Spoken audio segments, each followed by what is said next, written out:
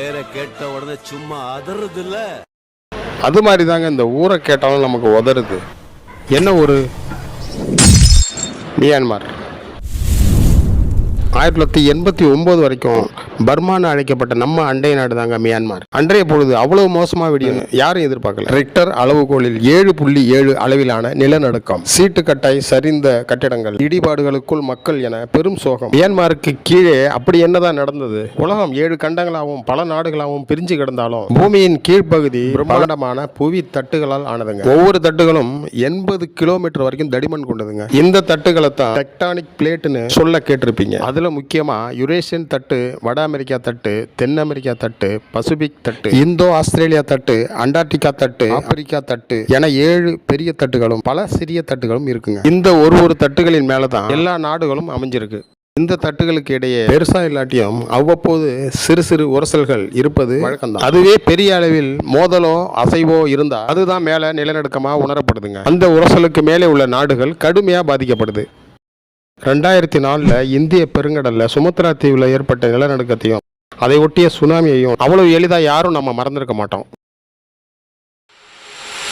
சிறிய தட்டுகளான இந்தியன் தட்டும் பர்மா தட்டும் மோதி கொண்டதன் விளைவுதாங்க அந்த நில அதிர்வும் சுனாமியும். நமது இந்தியாவின் வடபகுதியில் யுரேஷியன் தட்டும் இந்தியன் தட்டும் இணையும் இடம்தான் இமயமலை பகுதி. இந்த 2 தட்டுகளும் மோதிதான் இமயமலையே உருவானது என்பது நம்மில் பலருக்கும் தெரியாதுங்க.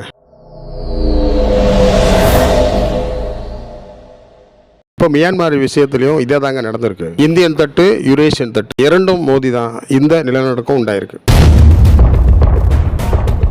நில அதிர்வின் மையம் கடல்ல இருக்கும்போது இது சுனாமியோட முடிஞ்சிடலாம்.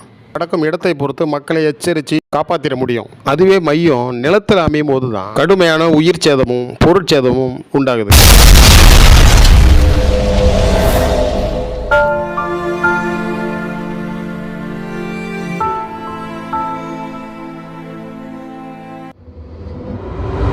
நிலநடுக்கம் ஏற்படும் பகுதிகள் எவை என நம்மால் வரையறுக்க முடியுமே தவிர வருவதை முன்கூட்டியே கணிப்பது கடினம். பழைய தரவுகளின் அடிப்படையில் சில தகவல்களை நாம் பெற முடியும். ஆனால் சில பறவைகள், விலங்குகள் முன்கூட்டியே வருவதை அறிந்து பதட்டமாவதை விஞ்ஞானிகள் கண்டுபிடித்துள்ளனர்.